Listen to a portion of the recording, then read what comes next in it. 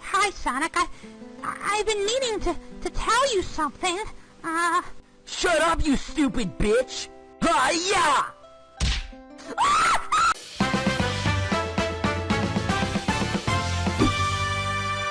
Hey everyone, what's up? Alright, so not much happened this week, but man, Sonic Forces eat your heart out. Cause Sega's marketing has been terrible to replay for Sonic Frontiers. You know, like it's just been terrible. There's no better way to put it, and they've been pissing me off lately as well. You know, Frontiers is only a couple weeks away, and we're back to breadcrumb news. Like it's literally 3 weeks away, about 25 days, and we're back to getting tidbits of information. There's going to be like 150 tracks in the Sonic Frontiers album, and we haven't even gotten a single track besides the Starfall Island theme. You know, with Forces, we had multiple tracks a month before the game even came out. But yeah, I got a lot of things to talk about in this video, so before I do, be sure to smash that like button, comment, subscribe, all that good stuff. Let's see if we can get to 100k subs before the year is out. Alright, anyways, the combat trailer for Sonic Frontiers came out a couple days ago, but it wasn't much. I mean, it did elaborate more on the combat and the skill tree, but I decided not to cover it because SEGA obviously privated the video, because SEGA can't prevent themselves from leaking things. Either someone else will leak it or they will. Anytime it comes to Sonic, it's going to get leaked even by accident. So I didn't want to risk covering that video because I didn't want to risk another copy strike. And speaking of copy strikes, my strike on that EGX Sonic Frontiers leak will be removed this Monday, October 17th. So the video will be reinstated and my strike removed. And I'll be sure to post a screenshot on the community tab when that happens. You know, because some of you guys have been saying a lot of stupid shit to try and justify that false takedown. Now, over the past few weeks, I've seen some bootlickers, I mean fanboys, defend Sega's reasoning as to why they didn't copy strike the Summer Games Fest leaks that they did with EGX leaks. They said it's because the Sonic Frontiers showcase in SGF, you know, the demo, it was available to the public, unlike the EGX leaks. So that's why it was okay for Sonic tubers to cover that. Now, let me tell you something, because I don't think some of you guys understand how the world works, unless if it revolves around Sonic. Okay, so you know Marvel Studios, Ant-Man and the Wasp, Quantumania, that's a big film that will be coming early next year around February 2023. Now, last month, September, Disney held their D23 convention, and they played the new teaser trailer for Ant-Man and the Wasp Quantumania. We'll call it Ant-Man 3 for short. Now, since that was played to the public, that means people can post it online on social media like Twitter and YouTube, right? Wrong. Disney has been copy striking anyone that uploads it to Twitter, YouTube, etc. because it was only meant to be seen by those who attended the D23 Marvel panel. It was not meant for the rest of the public eyes. That's why they tried to confiscate everyone's phones. Of course, there will always be the sneaky people that get away and slip through the cracks, and some people recorded that trailer. But yeah, none of us were supposed to see that trailer until Disney Marvel Studios releases it officially. Most likely the Ant-Man 3 trailer will come out before Black Panther Wakanda Forever. I'm pretty sure it will play in the previews before you watch that movie. So yeah, now compare that with the SGF Sonic Frontiers leaks. You see where I'm going with this? None of us were supposed to cover those leaks back in June, yet we did. You know, we weren't supposed to see the blurry footage of the Cyberspace stages, Sky Sanctuary, Green Hill Zone, Chemical Plant, all that stuff, yet we did. Sega had every right to copyright strike us, but they didn't because they knew that would make them look bad. Especially since they knew all of us would complain about the rehashed stages, which we did. Insider told me that Sega was afraid that they would get backlash because of all their Cyberspace stages being rehashed level themes and level design, which is exactly what happened. So that's why they didn't copy strike us, because they knew they would get a lot of heat for that. So they didn't do anything. Now fast forward to Gamescom and EGX. Frontiers gets more positive buzz, more positive impressions, wins awards at the Gamescom, and then Sega gets cocky and starts striking down videos. Now they're in their right to do that, like they copy strike that EGX video that was playing the cutscenes and all that. So Sega's in the right for that, but not someone who's just sharing non-spoiler screenshots. They don't get to pick and choose who to strike, especially that I wasn't the only one that shared those screenshots. That's why my video will be reinstated this Monday, because they know that they don't have a case against me And the fact that they went to WebCapio to copy strike me, I don't need to repeat that. You guys can watch my previous video where I talk about that. But damn, this is like the 5th false copy strike I've gotten on my channel over the years. You know, the first time was with Toy Animation. They striked me twice. The first video they took down was my Amy Rose Sonic Theory. That was the first Sonic Theory I did back in 2015. They strike that down in 2019 because I had some content from Sonic X. You know, then the second one was the video I made about Sonic voice actors. Is this video right here, because I had footage of Dragon Ball Super, and they were in the wrong for both of that because that was fair use and they lost that case, and I had the videos reinstated. But that was back then when it would take 30 days for like a counterclaim to go into effect, so I had to wait a month for those videos to be brought back. Now fast forward to last year, I got another strike from Paramount when they tried to strike down this video for spoiling Sonic Movie 2, and all I did was discuss spoilers. And then obviously, who can forget that April Fool's video I made of Sonic Movie 3 logo that got striked. Paramount was 100% in the wrong for that because I created that from scratch.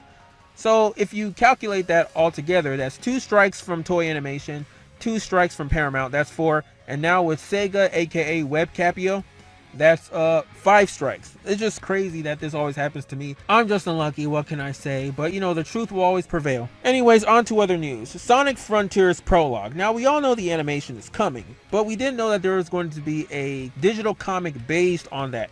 Sonic Frontiers Prologue Convergence. SEGA announced that that's going to come out on Tuesday. I don't know how I feel about that, because actually a lot of Sonic fans were upset about hearing that, because you know, a lot of us weren't too fond about the digital comics for Sonic Forces. Not to say those comics were bad. They were well written. They were actually better written than Sonic Forces game. You know, I love the Forces comics. But the fact that it was #1 digital only on Twitter, which is dumb. I mean, the world doesn't revolve around Twitter. You might as well make those digital comics available for everyone to access. Why is it only on Twitter? And #2, you know, because Sonic Forces was lacking so much in good storytelling, if they incorporated all the stories from the comics into the game would have been a little bit better, at least story-wise. So now, granted, I don't think that's going to be the case for Frontiers, because Ian Flynn is penning the story for Frontiers as well. So this is just extra story. That being said, I still don't like it that this is Twitter exclusive. Like, at least make this into an official comic so people can purchase it, people can get it anywhere else rather than Twitter. So yeah, that's it. But it's going to be a 2-part comic. The first one is Sonic Frontiers Prologue Convergence. Now, a friend of mine, he's saying that the animation, the Sonic Prologue animation with Knuckles, is going to come out on Thursday next week. I don't know about that, but I do think it's going to come out on a Thursday, like Sonic Colors Ultimate or Sonic Colors Rise of the Wisps did. We'll see, but that's awesome, man. We're getting a Frontiers Prologue comic and a Frontiers Prologue animation before Frontiers. We're eating good. You know, I gotta admit, a lot of us Sonic fans were eating good. It's just SEGA, their marketing is terrible. You know, I can't deny it. Their marketing is bad for Frontiers, even worse than Forces. Most of the stuff we've seen on Frontiers has been potato camera quality. It hasn't been official. It's just been from other people's cameras. So yeah, if you remove all of that, then the coverage, the marketing for Frontiers has been pretty bare bones. I know a lot of us will be complaining a lot if all the marketing for Frontiers was only done officially by SEGA. We never saw any of this camera footage. We wouldn't know much about Frontiers at all. But anyway, in other news, Sonic Generations and Unleashed are not going to be ported. According to Soa City, it's a rumor, but it's not going to be ported because SEGA doesn't have the license. Now, a lot of Sonic fans were calling this BS bullshit, because we know SEGA, when they talk about license issues, it mainly comes down to them not willing to pay the fee to obtain that license. The same thing happens with Sonic the Hedgehog 3 and Knuckles. You know, the tracks from like Carnival Night, Ice Cap, and the Lounge Bass, the Michael Jackson music, they just didn't want to buy the license for that. You know, Sega's cheap like that. Yeah, and I've talked about this before. I forgot which video, but I've talked about SEGA refusing to port or remaster Generations and Unleashed. They only did it to Colors with Colors Ultimate, but they don't want to do that to Gens and Unleashed because they don't want to. They're too lazy. So yeah, this is not surprising at all. And yeah, they don't want to dish out the extra bucks. Plus, the Cyberspace stages in Frontiers are ripped off and poorly made from Generations and Unleashed. So I don't think they want that direct competition and comparison. So they're going to lay off Gens and Unleashed first until after Frontiers comes out. That's my theory. I really do hope we at least get to see Generations, but I don't want Sega to give it the ultimate remaster treatment because they're going to make it bad just like Colors Ultimate. Just port it. I don't know. Now, speaking of Cyberspace, I watched a video by Dave Luddy. His YouTube channel is called Bad Nick Mechanic, I think. Now, he gave some serious Sonic Frontiers impressions, and this one was very critical. Now, I'm going to play some clips on it, but it's quite interesting. You know, I definitely enjoyed watching this because he was very thorough. He broke things down in a way no other Sonic tuber has, and even elaborated on stuff more. Now, the first thing he talked about was Cyberspace and how trash it is. You know, we all know the open world is going to be great, it's going to be interesting and fun, but the Cyberspace, everyone almost unanimously said that it's mediocre. It's only some of the critics that said they prefer that to the open world. No one should listen to them because they don't know what they're talking about. But this guy actually gets deep into the details on why the Cyberspace stages are not great. Boost gameplay Sonic always has a quick step, but the quick step in the Cyberspace stages is actually the dodge button. So that's why Sonic looks so weird when he tries to quick step, and he always misses, you know, like a dash panel, because the way he quick steps is weird. It's like he's trying to veer to the right or the left. I'll play this clip so you guys can understand it. And even the brilliant music score just wraps up all this into one mystery that you just have to progress and uncover. The other big part of the game, the Cyberspace stages, are the opposite of all those things. And I think we should talk about those first, since it's the main negative of the game, and it's also a lot larger a part of the game than people who are blindly defending it are willing to admit they are. A lot of commentary has already been made about the Cyberspace stages reusing layouts from the past 10 plus years of Sonic games, but this is a misplaced criticism. The problem isn't just the layout, the problem is the gameplay.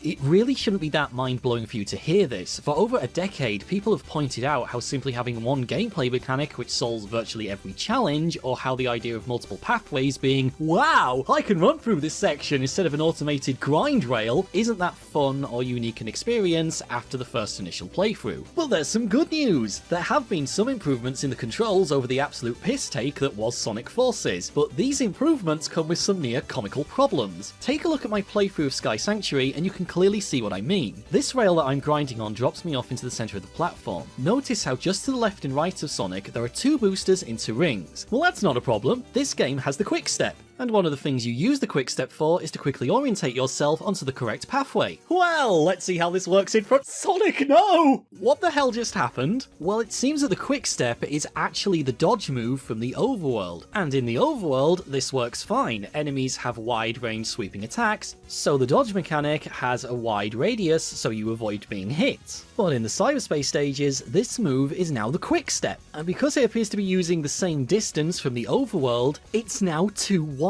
You can't ever align yourself correctly. This means that despite the Cyberspace stages having sections which are clearly designed for the quick step move, you're actually punished for using it. If you're now thinking, this is a really weird thing to harp on about, you're just nitpicking, oh no, this was the most comical thing I noticed. Everything in the Cyberspace stages feels a little bit off and broken, so you're not going to enjoy the Cyberspace stages. They are the opposite of fun to play. Also, he talks about how Cyberspace is pretty much mandatory. He said there are different ways you can obtain the Chaos Keys and get the Chaos Emeralds, but it's very cumbersome and time consuming, so most people will go the Cyberspace route, especially that there's going to be like 50 stages of the Cyberspace. So for Azuka to say that the Cyberspace is mandatory, you can beat the game without Cyberspace, is true, but at the same time it's kind of BS because most people will play Cyberspace. It's not just that it's the fastest way to beat the game, but it's the most reasonable way to progress the game, because you're going to have to be doing a lot of grinding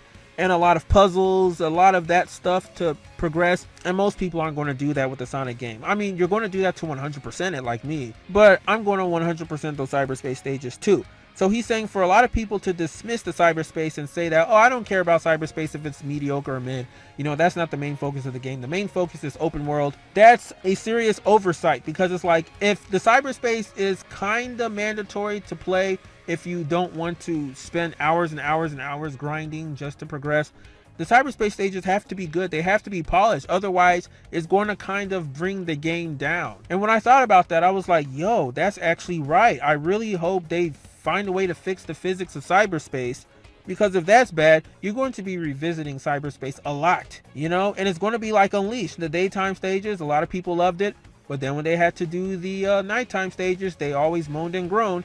Now granted, Cyberspace stages are only 1 minute, you know, they're not long at all. But if you're going to be replaying them a lot, it's going to be longer. Maybe that's why Iizuka said it's going to be like a third of the game. Also, he talked about the Titans or the Guardians of Frontiers, and he said a lot of them are bad. I was kind of surprised hearing that. He's saying that a lot of them deal with a lot of automation, like Asura. That boss looked fun, but like, it actually, to me, it looks more fun to just side loop around the legs and, you know, grind portal gears from it than actually defeating it, because I'm not too fond of those blue boosts and those red boosts. I don't know. I just think it's kind of automated. But like he was saying, the only Guardian that was fun and very engaging to fight was a Ninja. But then after that, he didn't like Tower, he didn't like Asura or any of that. I'm surprised. I think it's only because those were the first Guardians. I'm pretty sure as you progress, the Guardians will get more interesting to fight. But yeah, I mean, that's kind of concerning because each island has several Guardians. It's kind of like Cuphead. There's a lot of bosses Sonic has to fight, so the bosses better be fun. And also another thing he talked about was the open world level design. Now he's saying a lot of people haven't mentioned this, but he's saying the open world still tends to push Sonic in one direction. A lot of you might be thinking there's nothing wrong with that. Open world is to explore things, take different paths to explore. But if you're Sonic and you're running on a bridge and then you want to jump on this rail, only to run into a dash panel that pushes you the opposite direction, that's kind of counterintuitive, you know, because there's a lot of springs, there's a lot of dash panels that will be pushing Sonic to one direction to go forward. But you can't really backtrack on a lot of places unless if you turn the camera and you avoid these dash panels, because they'll be pushing you the opposite direction. And I was like, yo, I did not think about that. In a lot of those boost games, to backtrack has always been a pain in the ass, because you got to know where a dash panel is so you can jump over it. Because if you accidentally touch a dash panel, it's going to push you and throw you in the opposite direction, and then you got to stop and then try to go back again. So that'll be frustrating. I don't think it's going to be a huge issue, but it's like, yeah, I wish they kind of removed a lot of those dash panels. You already have the boost button. You don't really need all those dash panels and springers to propel you to one direction when you got the boost. You know, that's one of the things I hated about Forces and a lot of the recent boost games. It's kind of like what Prem said in his early videos. He said that the open world has a lot of Forces DNA. So that DNA is still left in Frontiers a little bit. I just hope it's not going to be an issue. So I hope you guys know what I'm talking about when I mentioned that. But yeah, I can see that being very annoying, especially the speed run. Because a lot of speedrunners will be avoiding dash panels or jumping over it because the dash panel will screw you over. So Dave was talking about how Sonic Frontiers is a good game overall. A lot of people will enjoy and have fun with it. But is it a type of game that will age well in like 2, 3, 5 years from now? Or will people look back at this game and criticize it like people did with Colors and all that? You know, Sonic games, people will praise it now and then 5 years later they'll bash on it saying that it aged terribly. Look at the adventure games. I don't know. I mean, Generations has faced this too, but not as much as Colors. Colors has received a lot of harsh criticism over the years, a lot, even from some of the critics that gave it positive reviews. But I don't know. I don't know what Frontiers legacy will be. I gotta play the game first, but I don't know. I do know that the Cyberspace is not going to be received well, and I hope that is worked on, because it's going to be mandatory. You know, a lot of people saying that's not mandatory. It will be. But what do you guys think about all this? Let me know down in the comments below. How do you feel about Frontiers? Do you think it's going to age badly, or is it going to age like fine wine over the years? Also, what do you think about Gens and Unleashed not being able to be ported because of license issues? And what do you think about Sonic Prologue, or Sonic Frontiers Prologue, getting a digital comic and an animation? But alright, that's all I have for now. So take care. And until next time, I'm out.